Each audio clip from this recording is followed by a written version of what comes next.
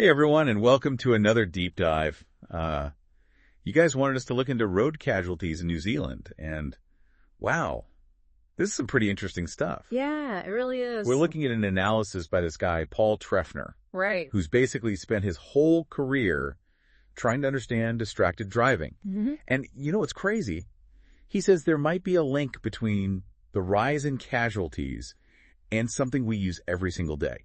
What's so interesting here is that while a lot of developed countries have seen road casualties go down over the past, few decades, Right. New Zealand's actually gone the opposite way. Yeah, it's like we're going against the grain here. It is. And that obviously makes you wonder why, right? Yeah. Why is New Zealand bucking the trend? Exactly. Why is New Zealand different? Mm-hmm. Well, Treffner thinks mobile phones might be a much bigger problem than we realize. Yeah, the data shows this pretty strong correlation between when mobile phones became a thing Right. and this upward trend in casualties. So like back in the early 2000s when everyone started getting mobile phones. Right around then. Yeah, and we see this change in the data from the Ministry of Transport. And it's not just deaths either. Right. Non-fatal injuries actually went up even more. It's like we always hear about the people who died, which is, obviously horrible. Of course. But we don't always think about the people who were hurt. Yeah. Like, what about the cost of all that medical care and people not being able to work and the impact on their families? Absolutely. It affects so many people. Yeah, it does. So back to the phones for a sec. Okay. New Zealand put those mobile phone laws in place in 2009? 2009, yeah. And for a little while, the number of casualties actually went down. That's right. But then guess what? What? Smartphones, around 2013, when they became like a huge thing, the numbers shot right back up again. Totally. And Treffner actually predicted this back in 2018. Really? He saw it coming based on, the trends and how these smartphones were changing the way people drive. He was basically able to say, hey, look at how smartphones are changing things. Yeah. And because of that, casualties are probably going to go up. Exactly. It makes you think about how addictive these things really are, It really does. But, okay, hold on. Before we go blaming everything on phones, Sure. we got to think about the other stuff too, right? Of course. Like, what about people being tired or driving too fast or, drunk driving? Right. All those things are still major problems. Yeah, for sure. And drinking and driving especially, it's still a huge problem. It is, but the data seems to show that there's a stronger connection between the overall increase in casualties and distracted driving. And Treffner makes another good point too. It's harder to prove someone was using their phone than it is to prove they were drinking. Exactly. There's no breathalyzer for phones. Exactly. So maybe we're not even getting the full picture. It's possible. Because we can't always tell if someone was on their phone when they crashed. Yeah, that's a really important thing to keep in mind. So we need to be careful about saying phones are the only reason. For sure. But we also can't just ignore what the data's telling us. Right. The trends are pretty clear. So let's go back to 2013 for a minute, the year smartphones really took off. Okay. The data from that year shows a pretty clear turning point. Yeah, that's when things really started to change. And it really highlights how these devices are so good at grabbing our attention. Yeah, they're designed to keep us hooked. And we're seeing this become a really serious problem with young people. There are more and more road deaths happening among people between 15 and 24. And what's really concerning is there's a strong link between those deaths and inattention. Like they weren't paying attention because they were on their phones. Exactly. And there are tons of studies that show younger drivers are more likely to text and drive. It's not just a guess either. We see this in the police data too. How so? The number of people getting caught using their phone while driving. Yeah. It went up steadily after that 2009 law. Right. And then in 2013, bam, huge jump. It lines up perfectly with the rise of smartphones and the increasing casualties. It's a pretty worrying trend, you know? It really makes you think about what we can do to fix this. Yeah, it's a big problem for sure. It is. Yeah, it makes you wonder, are we becoming too attached to these things? It's possible. Is it making it harder for us to concentrate, especially when we're driving? Well, that's where the psychology of all this comes in. Right. Treffner's analysis, he actually looks at some research on how digital technology affects our mental well-being. Interesting. Especially for Gen Z. Okay. And it seems like being exposed to all this digital stuff all the time might be making people more anxious and depressed and just overwhelmed in general. So it's like our brains are getting used to being stimulated all the time. Exactly. And then when we need to focus on something that takes real concentration, like driving, it's harder. It is. It's like we're training ourselves to be distracted. Yeah, that's a good way to put it. So, okay, we know using your phone while driving is bad, Right? And there are laws against it, Yeah. but are the penalties actually enough to make people stop? That's a really good question. Like, are those fines actually changing anyone's behavior? Well, Treffner looks into this too. Okay. He compares what New Zealand does to the UK and Australia. And get this, New Zealand's penalties are way lower. So if you get caught using your phone while driving in New Zealand, Yeah. the punishment isn't as bad as if you got caught in like London or Sydney. Right. Is that what he's saying? Yeah, and he thinks these later penalties just aren't working. They're not scary enough to make people think twice. Exactly. He wants to see much tougher penalties to show people how serious this is.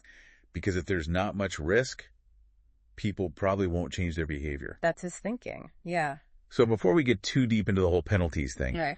I want to hear more about Treffner's research. Sure. You said he's done a ton of work on distracted driving. I did. What are some of the things he's found? Well, one of his biggest arguments is that inattentive driving might be a factor in up to 80% of all crashes. 80%.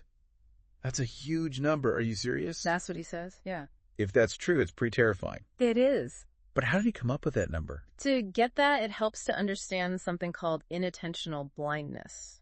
Inattentional blindness. What's that? It's basically when you don't see something because you're focused on something else. So, like, if you're busy reading a text message, you might not see a pedestrian or even a red light. Right. Your brain is so focused on your phone that it blocks out other important information. So that's inattentional blindness. Exactly. And that's the big danger of using your phone while you're driving. Right, because they're designed to pull your attention away from everything else. Exactly. And Treffner's point is that the penalties in New Zealand right now, they don't really reflect how serious this problem is for society as a whole.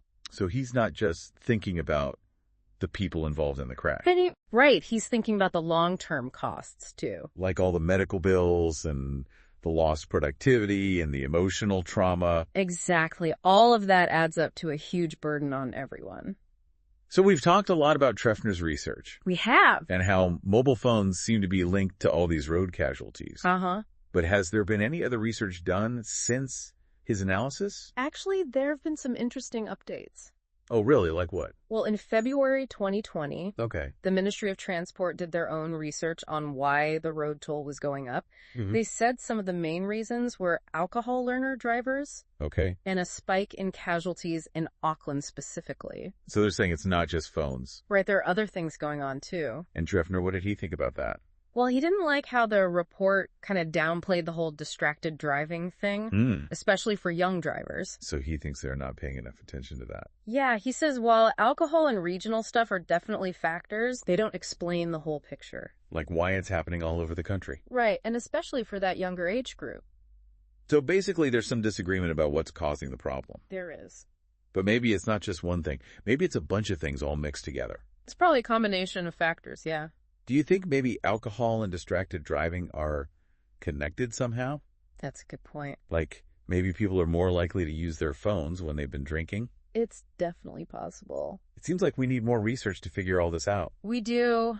It's complicated. But one thing's for sure, we can't just pretend smartphones aren't part of the problem. I know, we can't. Didn't something else happen in April 2021 too? Oh, yeah. The fine for distracted driving went up to $150. $150, huh? But Treffner says that's still not enough. He still thinks the penalties need to be higher. Yeah, he's not backing down on that. It's obviously something he really cares about. It is. And his final point is really important. What's that? He says the root of the problem, especially for young drivers, is psychological. Psychological, how do you mean? It all comes down to this lack of attention. Yeah. This cognitive distraction. So it's not just about the devices themselves. Right. It's about how they're changing the way our brains work.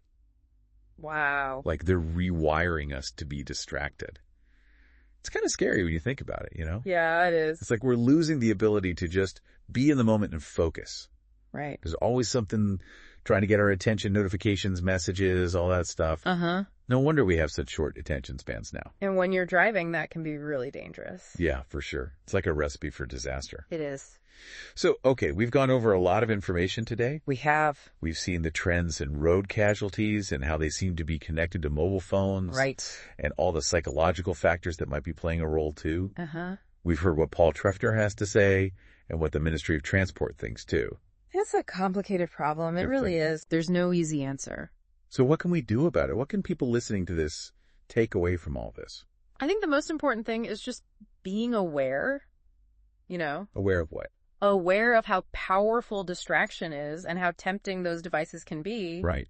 And what can happen if you're not paying attention. Like even just a second of not paying attention can have huge consequences. Exactly. So we need to be mindful of our own habits, you know, and how they might be affecting our safety and the safety of everyone else on the road. We have to ask ourselves, are we putting our phones ahead of our own well-being? And the well-being of the people around us. Exactly. And this isn't just a problem for individuals to solve. No, it's a societal problem. So what do we do? Well, we need to try a bunch of different things. Okay, like what? Stiffer penalties might help. Right. Maybe people think twice about using their phones. But we also need public education campaigns, you know? To get the message out there. Exactly. And maybe even some new technology to help prevent distractions. Ooh, that's interesting. Yeah, and maybe even a shift in our culture where we start prioritizing attention and safety more. What if we started thinking about attention like it's a precious resource? You know? I like that. Something we need to protect and not just waste on distractions. Yeah, that's a great way to look at it. We need to be creative and work together. And most importantly, we need to do it now. Yeah, the longer we wait, the worse it'll get. We can't afford to be complacent. No, we can't. So that's something for everyone to think about. Okay. What can you do in your own life to make driving safer and reduce distractions on the road? It could be anything, you know. Putting your phone away, speaking up if you see someone driving distractedly. Or maybe even getting involved in pushing for stricter laws. Exactly. There are so many things you can do. The first step is realizing there's a problem and understanding how dangerous it is. Right. Once you do that, you'll see all sorts of ways to help. We hope this deep dive has given you some things to think about. Me too. And maybe even inspired you to get involved. That would be great. Thanks for joining us. And remember, stay curious, stay informed, and most importantly, stay safe out there.